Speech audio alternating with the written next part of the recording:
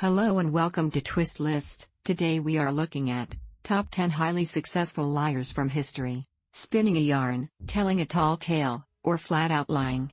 Whatever you want to call it, these folks weren't afraid to do it, and it didn't prevent them from creating impressive legacies, being beloved, or amassing wealth.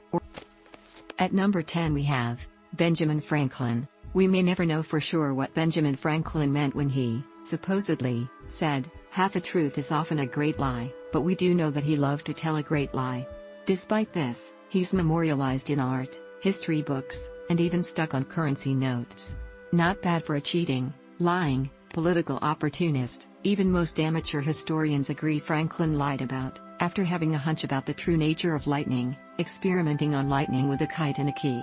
It never happened, nor do most scientists believe it is even possible.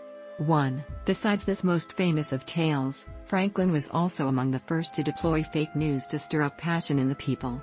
Using a homemade printing press in 1782, he concocted, wrote, and printed an entirely fake newspaper, running a story about the discovery of teenage scalps on the frontier. The story was meant to arouse fear against the local Native American tribes and even included fake letters to the editor. It was picked up by the actual press, leaving Franklin to chuckle in his britches and brag to friends about how easily he had pulled a fast one on the poor American settlers. The 9th spot on the list is occupied by Frida Kahlo. While she isn't known for being a liar, this artist is well documented for some blatant bending of the truth, and largely celebrated for being so unapologetic about it, rather than criticized for writing her own history. Frida told two bold, widely spread lies about her life. The first was that her father, Guillermo, was a German Jew, which he was not. While the claim spread far and wide, the feature film too, about her life even includes a scene where Guillermo refers to his background in this way. Guillermo was from a long line of Lutherans and only came to Mexico because he didn't get along with his stepmother very well. Frida also preferred to give a birthday that was not accurate. Although the artist was born in 1907, she said she was born in 1910, the year the Mexican Revolution began. Who can point a finger? The artist lived most of her life in physical and mental agony and left an artistic legacy that very few individuals from her time can complete with.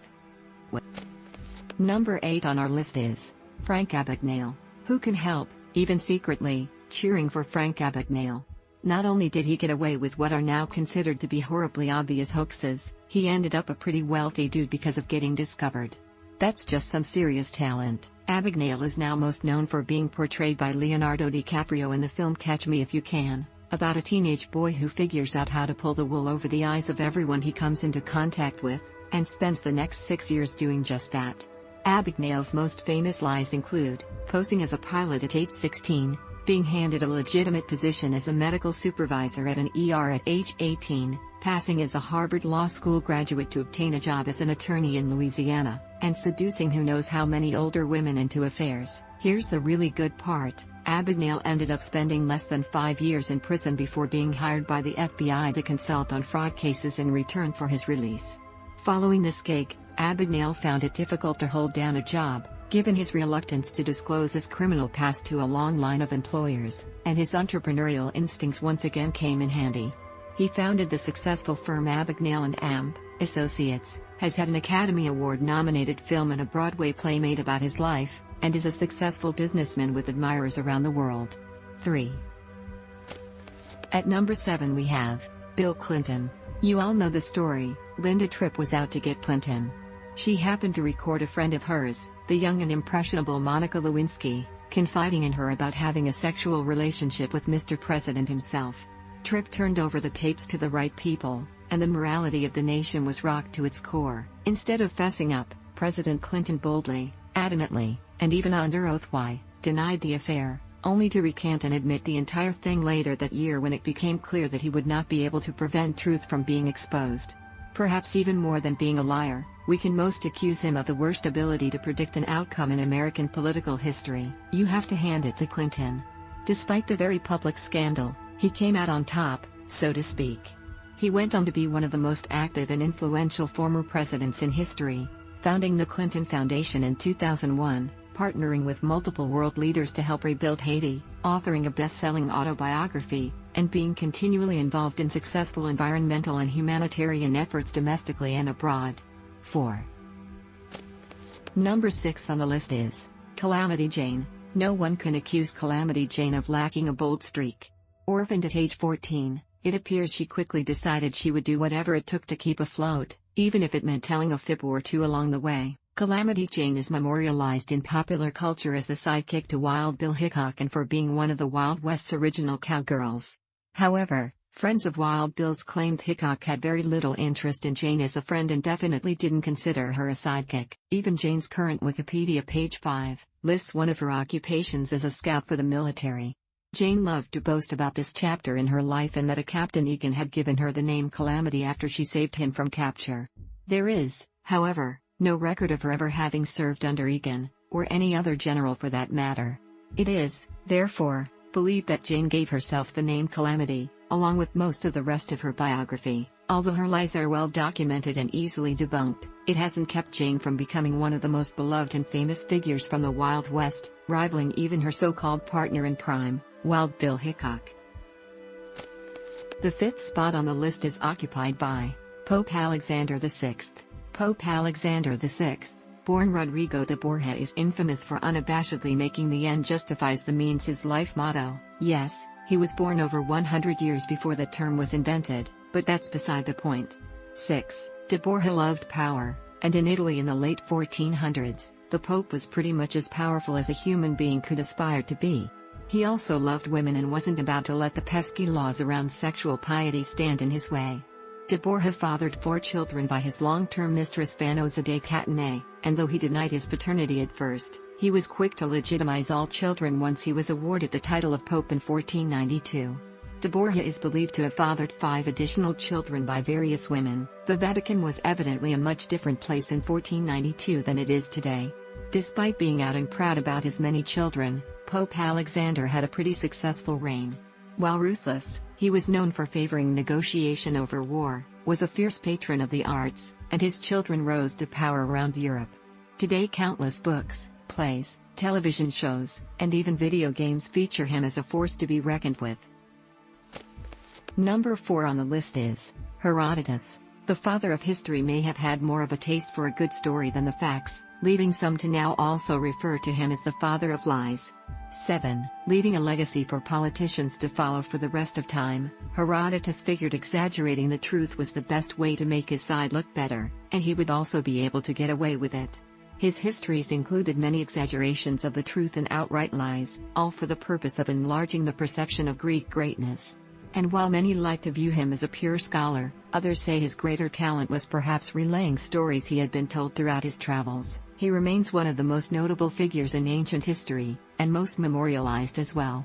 Herodotus's image in sculpture form alone is found across the world, from New York City to Turkey to Greece. He must have been some performer. At the 3rd place we have Henry VIII. Let's face it, you don't divorce your pious and devoted wife of 24 years, head up the Reformation, behead the woman you started it for shortly thereafter, and then marry another dame a week later without telling a fib or two along the way. Wife number 1 won't disappear to make way for new, likely to bear strong sons. Wife number 2? Claim the marriage was invalid from the beginning and that you are just realizing it. 8. Pope still refuses to grant you a divorce? Tell everyone that God wanted you to be the head of the church all along. Wife number 2 doesn't bear you a son? Tell everyone she's a witch who is committing incest and have her head cut off. Ah, the beauty of a lie of convenience. Despite all this treachery, you can almost hear the people around King Henry saying nay? And shrugging their shoulders. At the 2nd spot is Benedict Arnold. While he may be considered a Judas in American history, Benedict Arnold went on to lead a solidly successful professional life after being discovered as the biggest traitor ever to the American cause. Arnold, who was born on American soil in 1741, was truly motivated by resentment and the promise of cash.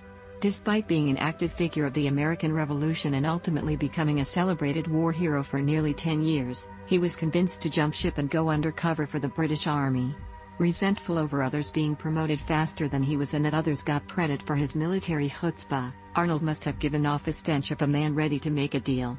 By 1779, he had started plotting with the British Army with the agreement that cash and military command would be given in return. 9. Talk about poor execution. Arnold was quickly discovered when one of his cohorts was captured with written documentation of the plot. While the cohort was hanged for treason, however, Arnold escaped and managed to have solid careers in England, ranging from military service to exporting and property, though even in England he failed to ever gain much popularity. His decisions didn't sit well with American patriotism then or now. Following the discovery of his plot, the graves of his unknowing family members were destroyed. To this day, Benedict Arnold is demonized, and his name itself is a synonym for traitor. Yet not only did he achieve lasting fame, he always managed to come out on top in his dealings, and his 3 boys all had successful military careers. And finally, at number 1, Robert Ripley. Believe him, or not, the magic of Robert Ripley's wild success might have been that he mixed lies that couldn't be verified with outrageous facts that couldn't possibly be made up. Combine that with an enormous dose of audacity, and you have the believe it or not empire. Ripley's discoveries were from every category and place on the planet. In 2012, Vanity Fair listed just a few of his claims about fantastic people and freaks of nature he had encountered. The list includes men with horns on their heads, a child cyclops, an armless golfer, a fork-tongued woman. There were fish that climbed trees, wingless birds, 4-legged chickens, peg-legged cows. While much of what Ripley wrote about can be verified, a lot cannot, leading him to be introduced as the world's biggest liar at speaking gigs during his lifetime. Ripley's response: "It makes no difference what I say. You won't believe me anyway." 10. Given that he claimed his own dreams as sources for some of his discoveries, it's easy to say that there was a lie or two told along the way, starting with the date of his birth up to the tree-climbing fish. Regardless, an empire was amassed in his name that continues to thrive today. Ripley Entertainment owns over 90 attractions around the globe that remain highly loved. Thanks for watching. If you enjoyed this video and would like to see more, then please hit the subscribe button.